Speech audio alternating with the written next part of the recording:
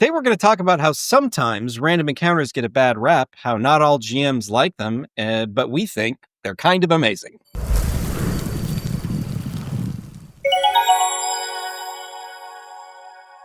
Random encounters can be a touchy subject because a lot of folks that are running campaign-style adventures with their groups can often find that random encounters can create a divergence or be a distraction from the main storyline.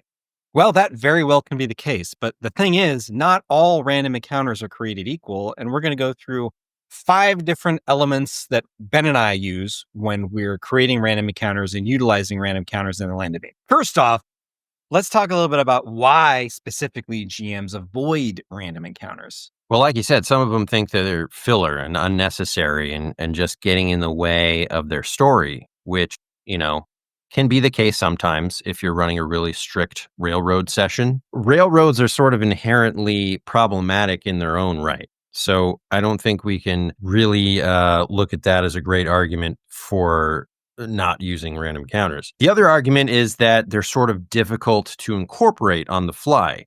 And this can also be true if the random encounters aren't baked into the world. And that's kind of what James and I are really big proponents of. Yeah, not to mention the random encounters themselves. Like Ben and I have get tons of books of random encounters, PDFs filled with random encounters.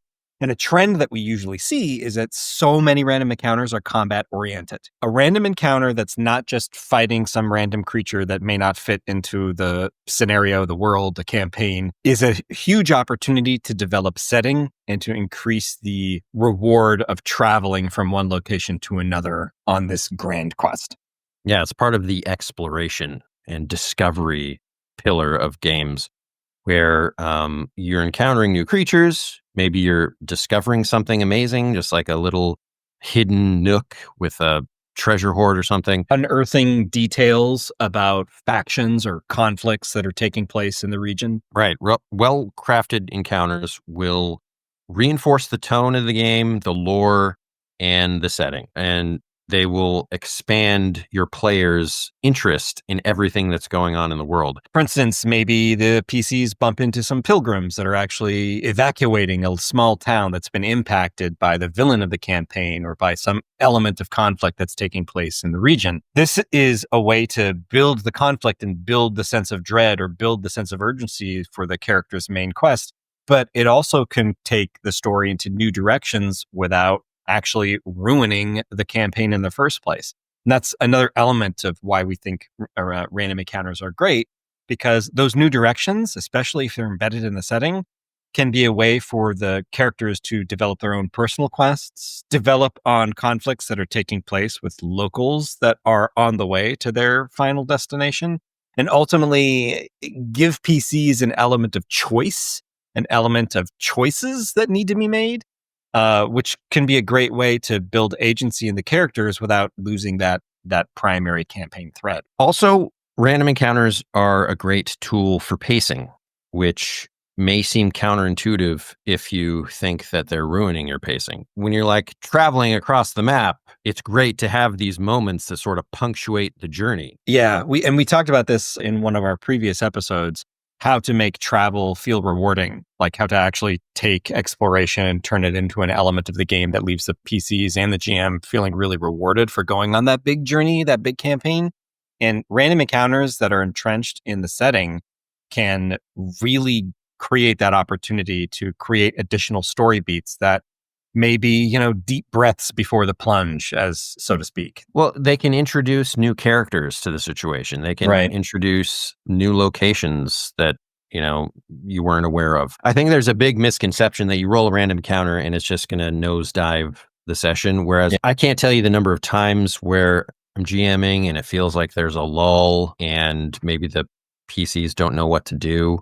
A random encounter is like the perfect thing for that moment to just breathe new life into the situation, have them, discover something else or have a new challenge to face. Right. That said, that leads up to the second concept that we always come back to is we've been talking a lot about what these random encounters can do, but how do you define a random encounter? How do you redefine a random encounter so that you're not just rolling a D6 wolves that just makes the game go in a direction you don't want it to go to or becomes boring? So when Ben and I approach creating random encounters for the Land of Eem, they're always more than just combat scenarios. The random encounters are all connected directly to the sandbox setting, so they're deeply embedded in the setting, so that the flavor is right. The connection to the conflicts and factions and this overarching story of what's going on in that region is linked up, so that it feels organic when you encounter these things. But they also introduce a conflict or a challenge or a choice to the character that can create those great moments to pace out a story or to liven it up. Exactly. And that begs the question, how do we make these random encounters good? What are the steps that we take? Because James and I, we write a lot of random encounters. We've got 1,500 in the muck, and for the Underlands that we're working on, the new Sandbox that is on Kickstarter right now. Link in the description. We've got 1,000 more. So that's 2,500 random encounters in the Land of Eem. And what we do is we categorize them into different encounter tables. So in our sandboxes, for instance, we've got regions. So in the Underlands, there are 4 regions. Each one is different, like a different biome. So that tells us what types of encounters we should put in it. For instance, we've got the Abyss, which is the darkest, loneliest place in the Underlands, with lots of giant creatures and things that people have never seen before. So we break it down by region, and then within the region, we have it broken down by difficulty. So there's perilous encounters, there's dangerous encounters, and there are discoveries, which are sort of interesting or beneficial encounters that the players can discover. And the way that we define these between ourselves is that dangerous doesn't mean, a D6 underground wolves, right? It means that there's danger in the scenario that's being presented. And a lot of times it's someone else's danger, and the PCs are put into a position where they can take actions to save someone else, or to change the situation from being dangerous to non-hostile, or, to resolve a problem. Perilous is what it sounds like. These are very dangerous scenarios where peril is introduced that could shake things up for the PCs or become a real obstacle or challenge for them on the way to their destination. And discoveries are meant to be those fun, lore building, and rewarding, lucky discoveries that can often provide benefits to the PCs or really color the world in a way that's not just a threat, not just conflict. It's like maybe something good happens, but that goodness is woven into that region's location. In the Abyss, you discover a singing stone that makes you feel happy for the day, or gives you courage, or whatever it is that the encounter could potentially do. And by mixing it up in that way and having it specific to a region in the sandbox, it feels very organic. It makes the world feel alive. And in our own personal games, we end up pursuing these random encounters all the time because they just introduce that a little extra something along the way to our primary location. Our live stream is like the biggest example of that I could ever provide, because hours on end do we chase the random encounters just because they're fun. Yeah, totally. And as a GM, if you have organized your encounters and like tailor-made them to your campaign, they're going to be a lot easier to incorporate on the fly, because it's like James was saying, it's like baked into the world. So delving deeper into this of what makes a good encounter, we're going to go through a few more steps. First, you need to establish a challenge beyond just fighting. Now, we're not saying fighting in combat is not a valid outcome of an encounter.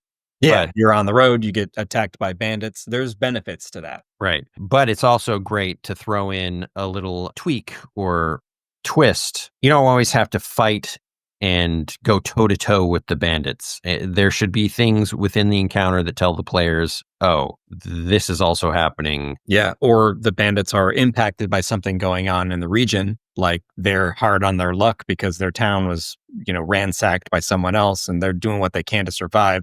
Suddenly, the characters are dealing with the conflict of the bandits trying to rob them, plus dealing with the conflict of the reason the bandits are trying to rob them, maybe even more serious that they need to address.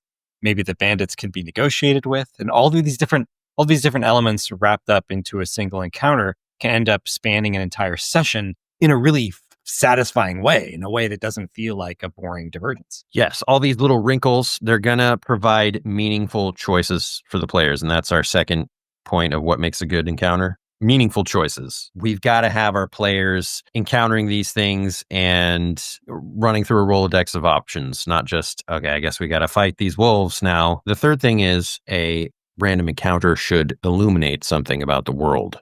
Like we're saying, whether it's lore, a new NPC, discovering a new faction, or just a mysterious occurrence in the world. Just having the players getting that slow drip of lore and discovery and experiencing the world that you've created or the world that you're playing in is such a vital thing to making a rich campaign. One thing about these encounters also is that they should be, for lack of a better term, sticky. You shouldn't be able to just walk past it without engaging it. That always rubs me the wrong way when there's a cool encounter, but it's like 100 feet away. So we say, all right, let's just go the other way. We keep walking. Yeah, we keep walking. Oh, that's that poor guy swinging from the gibbet. He's in the way. We can't, Please help. I need water. No, we got to hold our rations. It's like, murder hobo 101. So a lot of the random counters in Land of Eem are thrusting the players into a situation off the bat without giving them the choice of just piecing out. The choice isn't, do we engage with this or not? It's, how do we deal with this? How do we deal with this? Yeah, how do we deal with the situation? Ben and I always talk about throwing rocks at characters, and random encounters are great at that because it's like, boom, this rock has just immediately immersed you in the situation that is happening right now on the streets in the game.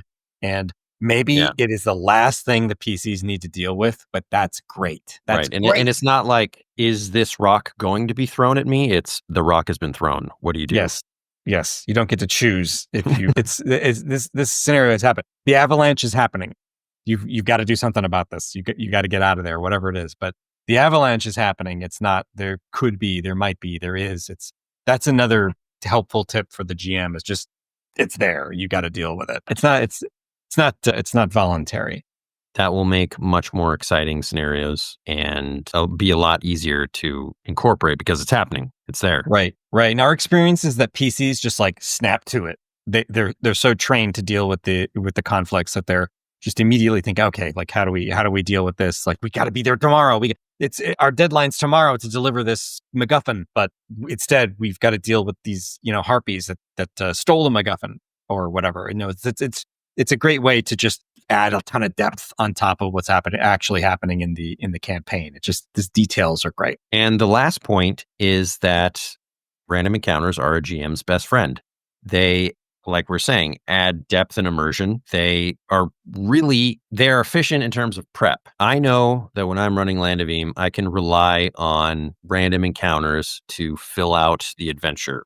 I was just about to say, like, Ben Costa, where it's no secret that we're about to live stream in like 5 minutes and there will be zero prep for the live stream. It will be driven by the kind of encounters that we face along the way to our next objective. Right. And because I'm confident in how we've written the random encounters, I know that they will provide enough juice for a session or like multiple sessions. Right. Based on how you guys react to them. By the same token, they're really flexible because they allow the GM to fill in gaps where, maybe you're running an adventure and it doesn't, as you all know, when you're running a published adventure, it never turns out exactly the way it was written. The players go one way where you thought they were going to go another, or just things just don't come together for one reason or another. Adding a random encounter will help shore up, any discrepancies. Yeah, and I want to add this. Like, a tabletop role-playing game is not a novel. A novel is not a collaborative story. The story is fully presented to you. So a random encounter in a novel can feel like a divergence from the primary story. But that's not what tabletop campaigns are. It's exactly like what Ben said. Characters do different things. PCs will make a different decision and go a different direction. That's okay. That's what the game is all about. It's about choice. It's about how this living material can come together and how we can collaboratively see the result of the story that we made together. And that's why I think random encounters are actually amazing, because they give you a way to engineer choice and even point people towards the direction of the primary story, because that final conflict that is planned in that campaign book still can happen. There's like nothing that gets in the way of that happening unless, I don't know what, but you can still make that happen. And random encounters are a great way to add depth, immersion, and the resources a GM would need to create a real sense of satisfaction for the grand journey that takes place from start to finish. Well said. And they can be really inspiring to players when they discover new things about the world and just kind of give them new goals out of nowhere because they met an NPC who is in dire straits and now they've made a new friend, and this is their best friend in the campaign. Yeah, totally. That's happened to us. We've also rolled discoveries where it has eliminated some of our natural PC fear. Like, can we camp here? Is it going to be safe? Who needs to stand watch? And then we roll this encounter that's you find an island that's made out of a dryad, and it specifically says in the encounter, you can come here anytime and it will always be safe to camp. And it just felt amazing as a PC. It's just like, nope, not even a lich. It's like, you're safe here. The end. It's so satisfying. Just adding these new wrinkles in all aspects will just make your game and your campaign just a whole lot richer. Adding new wrinkles or smoothing them out at the same time with a discovery, I think is great. It's, you're about to be eaten by barrow wights and then you find yourself in the house of Tom Bombadil. It's a nice breath. And it adds so much lore. Yeah. So in conclusion, we think that if you got the right tables, the right tools, and the right random encounters, using all these tips that we were talking about to create them, or you could use Land of Eem random encounters for any game, really. They're not level specific or like stat specific. They're pretty agnostic. Not at all. They're designed to be flexible and agnostic. And if you haven't already, please check out our Kickstarter that's live now. We are releasing the Dungeoneer Adventures Beginner's Game, which is a tabletop game that Ben and I designed for kids because as new dads, we wanted the perfect game for ourselves to run with our kids. And part of that campaign is the sequel to the Muckland Sandbox setting, which contains 4 new regions and, like Ben said earlier, 1,000 additional random encounters. So back us today. We would really appreciate it. And if you haven't checked out Land of Eem, go to landofeem.com and you can download the quick start guide for free. All right. Thanks for watching. Catch you later. Bye-bye now.